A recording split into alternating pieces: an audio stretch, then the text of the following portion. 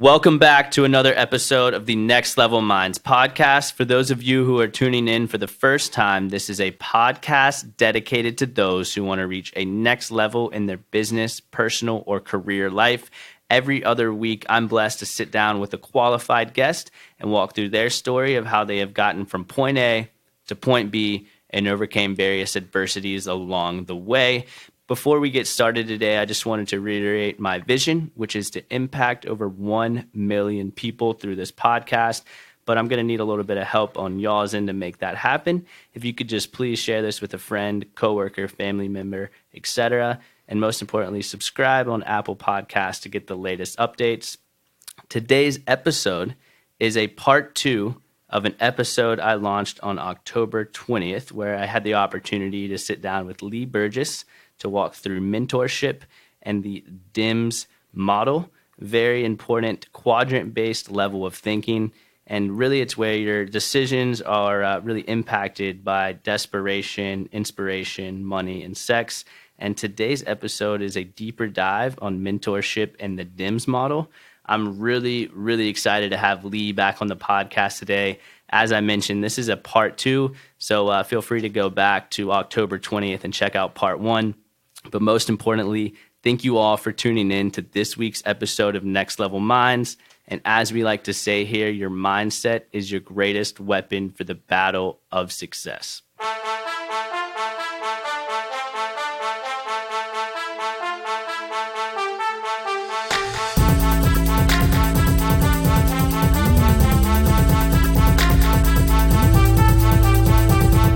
Lee, thanks for coming back on today for the part 2. I'm really excited to have you on here today. No, I'm definitely pumped up. I do appreciate it. Yeah, of course. So I know in part 1 you had a chance to introduce yourself, but I'd love for you just to go back for those people who haven't actually listened to part 1, unfortunately, and just kind of give a high-level overview of yourself. Oh, that sounds good. Well, my name's Lee Burgess. I've been down here in Charlotte, North Carolina for about 21 years. I am a civil engineer. I'm Ohio State Buckeye. Just a tennis player and traveler. I do a lot of investing, and I'm in the real estate world. You definitely are a tennis player. Every time I shoot you a text about the podcast or something, you're like, "Sorry, I was playing another round of tennis." I got beat up the other day by a Russian buddy of mine, Max. Yeah, he took me to the school. What's your win-loss record with him? We're probably 50-50. Sometimes I get in there and get a little angry, and get it amped up. But yeah, he plays me well. He's also got 20-year younger legs, so that always helps. Of course. Well, we'll have to play one of these days. Absolutely. Sure. I have no problem. So before we really get started, talking about the DIMS and mentorship, let's break down the first part 1 episode briefly, just so kind of everyone has a grasp of where we're headed today. So just in your opinion, where do you think we really went with the first episode? Well, I think what we did was we exposed kind of some of the stories about myself and how I found mentorship, and then also kind of my early programming, I think, was part of it. Some of the successes and failures and how I was able to retool my future by some of the things that I'd done earlier in my life to be able to rebound quickly. When it came to the mentorship, I think we covered that in a pretty good broad stroke, and that was something that took a while for it to mature. It was about a 2.5-year process after I started the company, my Burgess Design, like we were talking about. It took a while for me to earn that privilege, and I didn't realize who it was at the time. So that was part of what we were talking about, as a mentorship of somebody you didn't expect, but you needed them. And then when you did figure out you needed them, it was surprisingly, it just took a lot of hard work, a lot of free work too. And that's one of the things that I wasn't prepared for. A lot of times you want to always make a lot of money, but sometimes working for free earns the right to have the discussion with them. And a mentor is a friend, a guidance, a parent kind of like influence, somebody that can financially put you in a better position, somebody that can introduce you to individuals, open doors that you would have never had open before. That's part of it. I think we kind of broad stroke that. I think that was part of 1. Yep, for sure. And I think what really stuck out to me on the last episode that we did was mentorship. It's something that's finding a proper mentor is earned, right? It's not just that's correct freely given to you. And you mentioned that you actually have to take the time to earn it, build it, and then overall have the respectfulness there, correct? That is correct. And a lot of times that I think is important is having patience. And I think when we're in certain quadrants in our life, the patience is very time sensitive. And we talked about time and how to use our time a little bit more efficiently. But that was part of it. Yeah. And I know also in the first episode, we got to touch on the quadrant-based level of thinking and how two of the four or each different one kind of impacts your ability to not only find a mentor, keep a mentor, but ultimately live your life, correct? That is correct. Yeah, you can either live in a child state or an adult state on the quadrant, and I think those are areas that people can change. You actually have the ability to make those changes. It's just understand where you're at. Yeah, and so I know today we're going to have the opportunity to go, take a deeper dive on the quadrant. And before we get started with that, I'd love if you could just give another brief overview of what the quadrant means to you. Well, okay, that's great. Well, I appreciate it. The quadrant, like we were talking about, the DIMS, it was something I created about 10 years ago, and it was probably worded a little different. But it was a way for me to kind of reset myself when I was going through some downtimes, and I was trying to figure out why, and I was trying to plug in some, possibilities to be successful somewhere else. And so when I gridded it out, it was really a linear. It was never like an actual checkerboard or anything. It was just words written straight up and down. And it didn't have any rhyme or reason, and I couldn't figure out a flow. And I was trying to figure out, I kept circling two of them that was going on in my mindset at the time. And it was usually desperation and money. And it was because I could not get beyond those two. It was not allowing me to be inspired, but I knew that's my target. I was trying to get inspired. Yeah. And I knew I was missing that component, but I was showing myself in a very weak state. And it was hard to get people to trust you when you look weak. Mm-hmm. It just is. Yeah. And so that's part of how that was created. When you first created it 10 years ago, did you do a lot of Google searches or what was kind of the process of creating this? Yeah, no, I just wrote it on a piece of paper how I felt. Yeah, I love it. I'll be honest with you.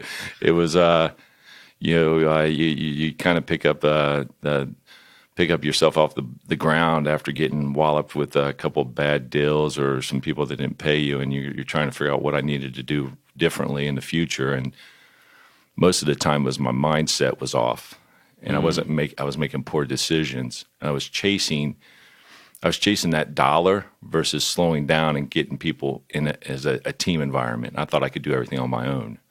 And so I realized that I needed a team environment, but I didn't know how to get one.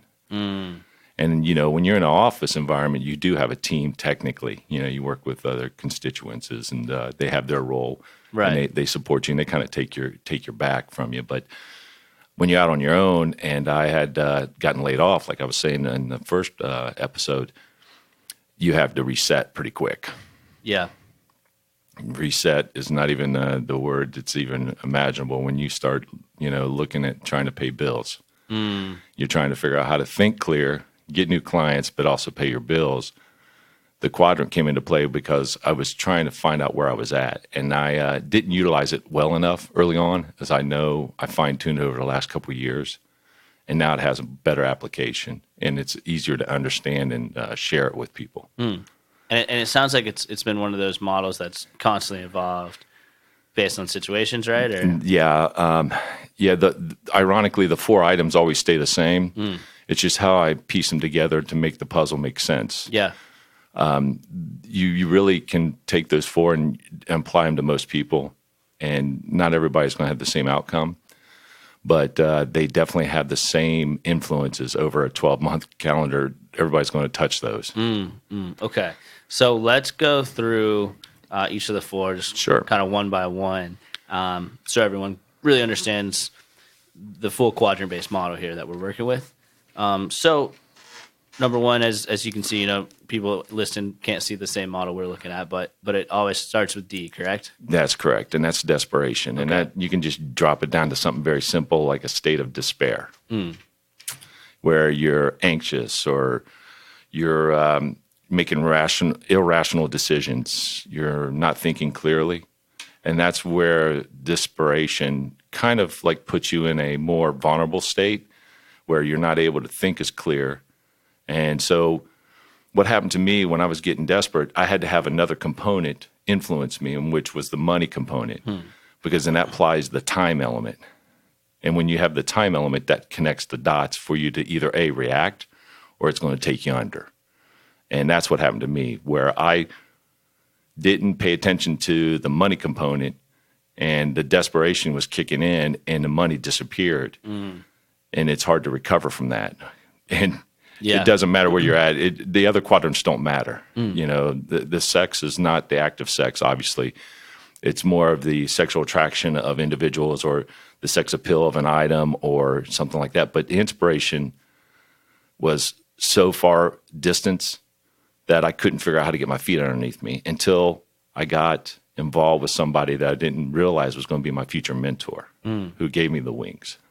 Okay. And allowed me to survive. Gotcha. So if you're looking at it, starts with D, which is desperation, kind of making decisions out of that anxiety state that you could be in, or Correct. just, you know, desperate, as it says in the quadrant. Yeah, no, nothing to overthink there. Yeah, and then so you're not really performing at your peak state if you're strong in that quadrant, right? Or yeah, I think what happens is your clarity's off, and when I was explaining the money component, what that did was it applied a time element, which started the clarity. Yeah.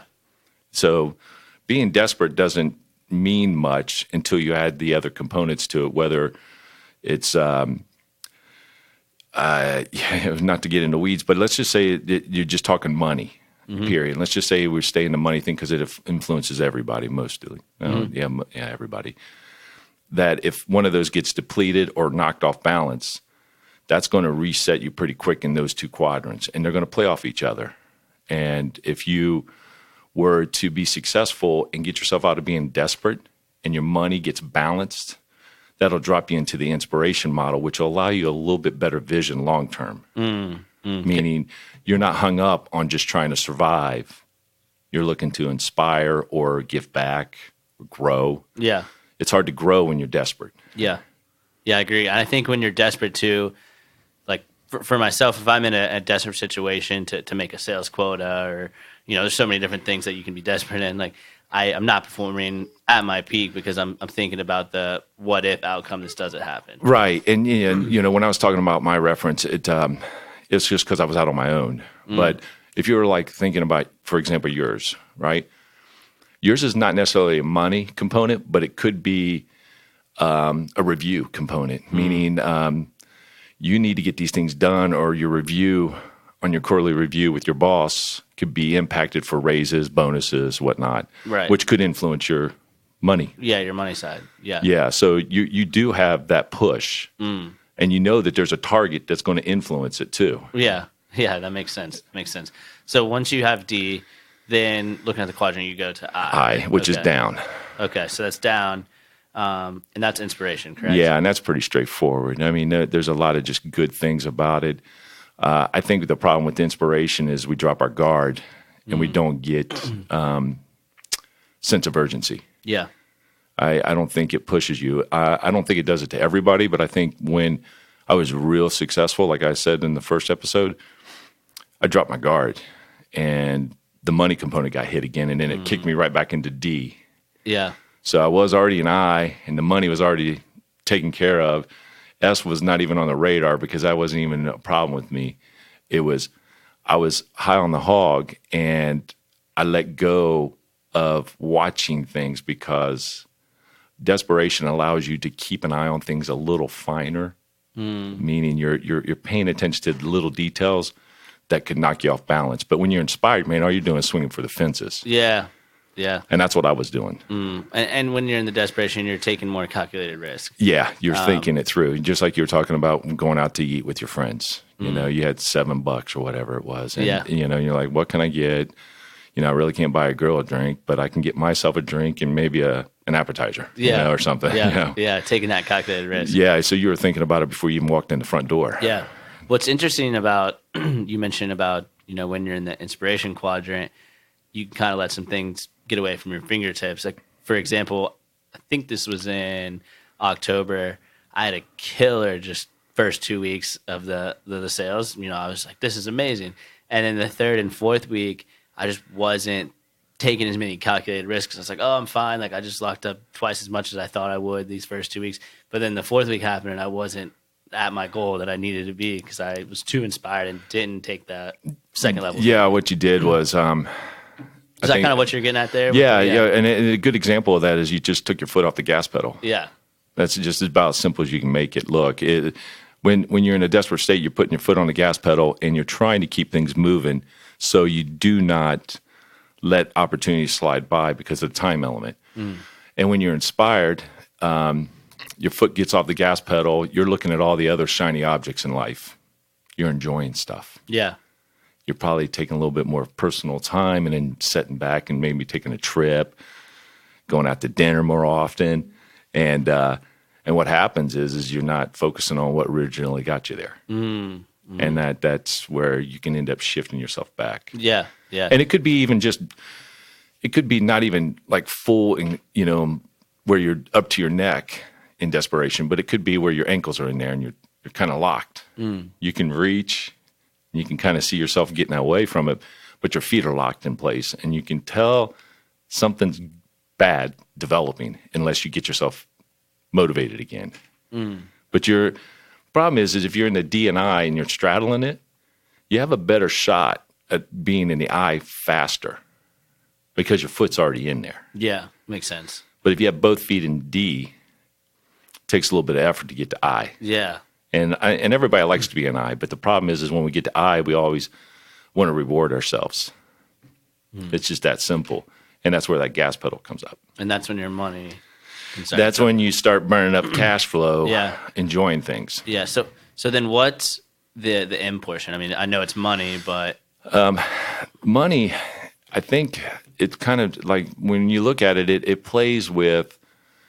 It isn't a standalone. It has to have a situation, right? Yeah, okay. And so money is like a side component to desperation or inspiration where you're very successful in the inspiration category. The money's probably going to be very solid and you're going to have a real good lifestyle. And when you're in the D, the money's a driver because that's what you need to function. And the sex component, where we've talked about it numerous times, could be being able to just go out and go to a bar and, you find this woman that's attractive across the bar and you're not able to buy her a drink because you're in a desperate state and your money's depleted. And so you end up impacting that quadrant gets impacted pretty quick. Yeah. Even though you want to talk to her, that's one of the main things is going to be one way or another, it's going to be exposed.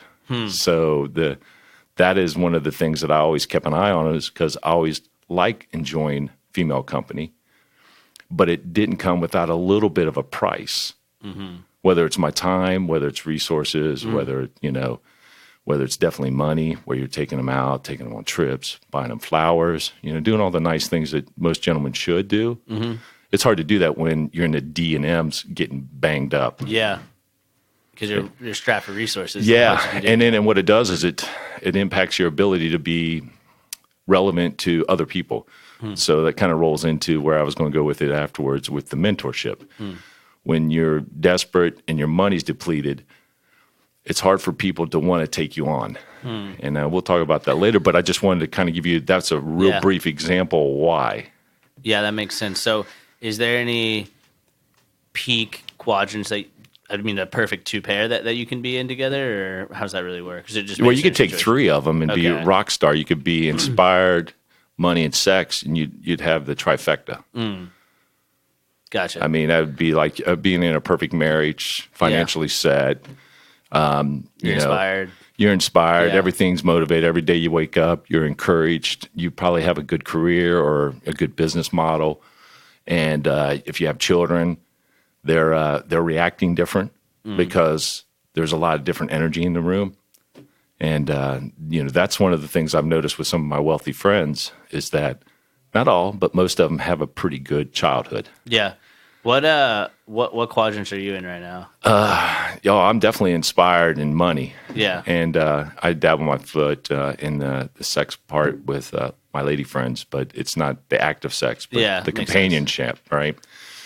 So, and think about it, we're a generation apart. And I was doing some thinking about that, and I was laughing because to be honest with you, it doesn't matter what generation.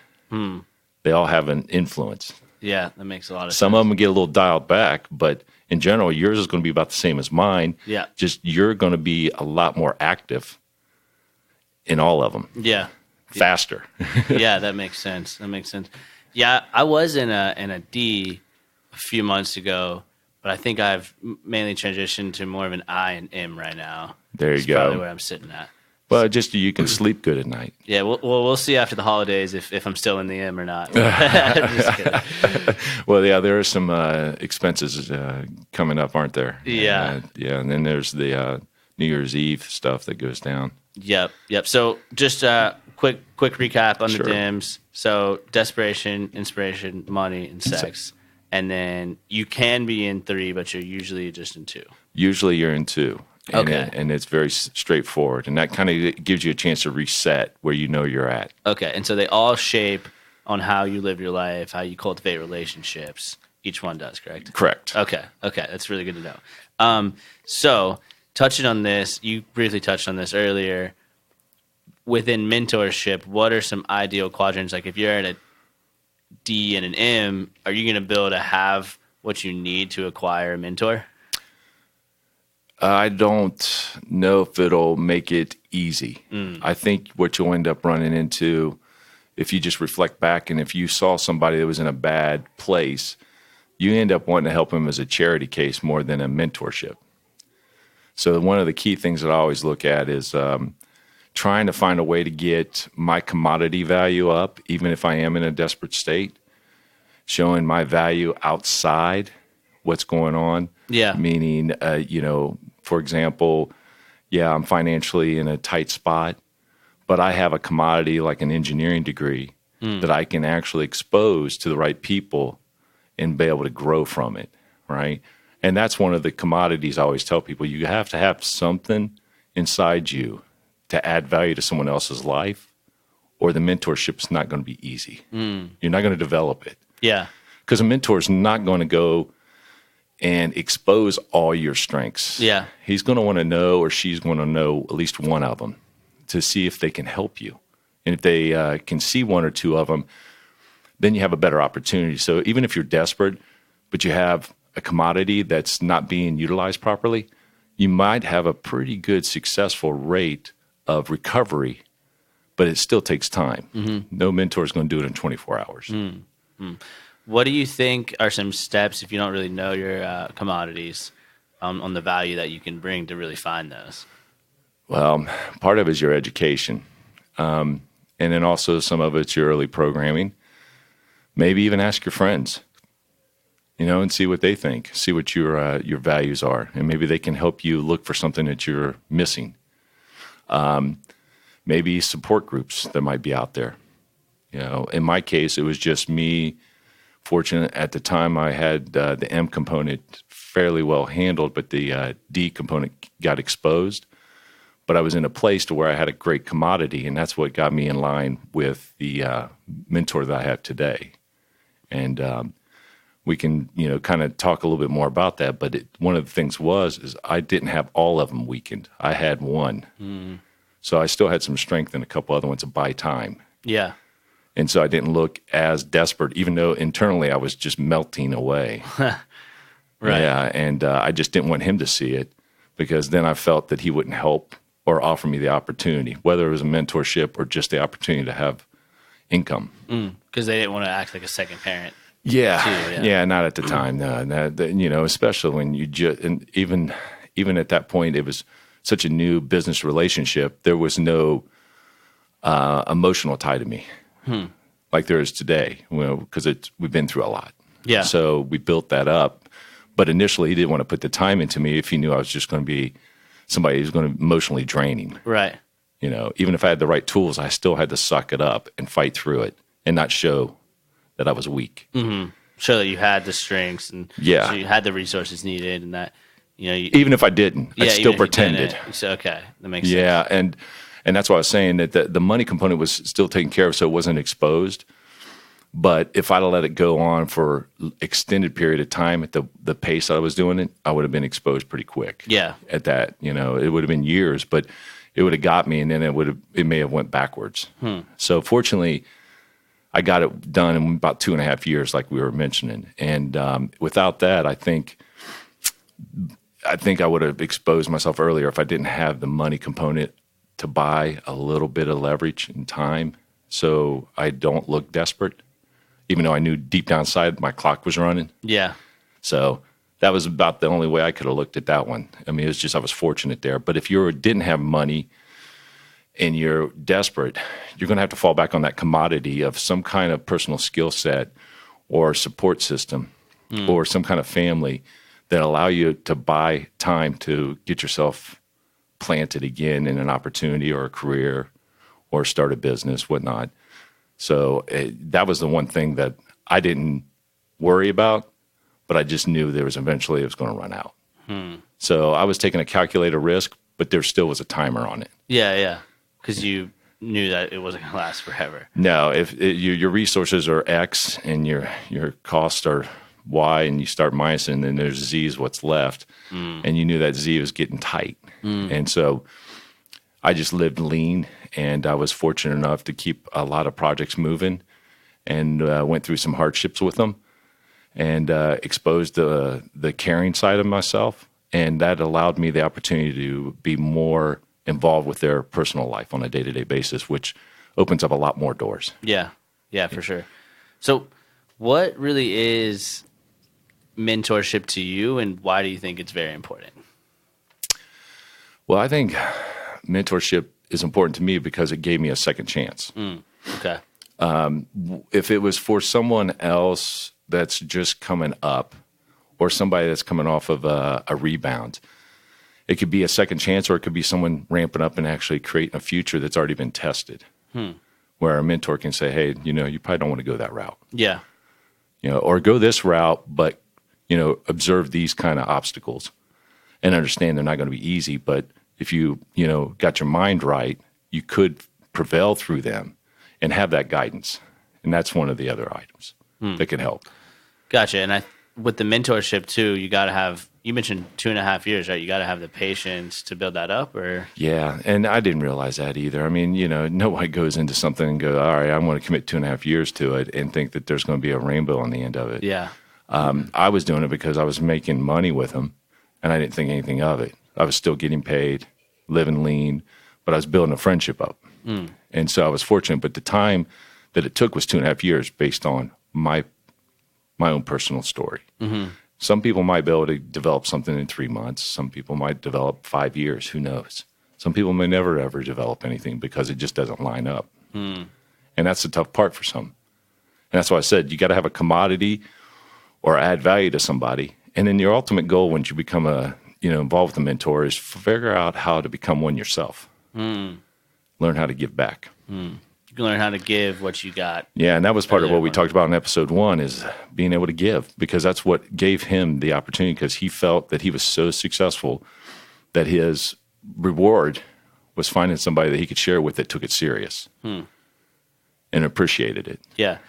So what are some steps that people could just initially, because I think some people out there don't even really know where to begin. I mean, is it just messaging some random dude on LinkedIn and let's get a coffee, or how does that really first process look like? I can't even rationally give you good examples, because mine happened when I got laid off. I reached out to him about a year later, and I found him through a business directory. Okay. And I just pinged him, and then we ended up having coffee. But it was I already had a indirect, kind of direct relationship with him with a prior employer. But it was still like starting from scratch. Yeah. So when I sat down with him, he was kind of looking at me with one eye and kind of like, what do you want, kind of thing, because he's obviously done very well. So he's used to people always begging, kicking his door down, trying to get something for nothing. And I just asked, if he had any projects. And I just wanted to go to work. And that was how it worked for me. I'm not saying that's going to be the same for everyone else. Yeah. If you were today's technology, I would say you could definitely reach out through LinkedIn and try to find ways of giving something to somebody, get their attention, because you get inundated with a lot of solicitors. So you got to stick out from that, right? You can also try to get into some groups. I'm thinking there's probably some meetups or some kind of LinkedIn groups that you can actually get in and get involved and add value. And that might expose yourself to somebody that might find interest. Yeah. There's a lot of vehicles that you got now that I didn't have that are a little easier, but it doesn't mean that there's not a lot of other people doing it. So to stick out, you have to just drop down to just adding value to someone's life and whatever that category might be.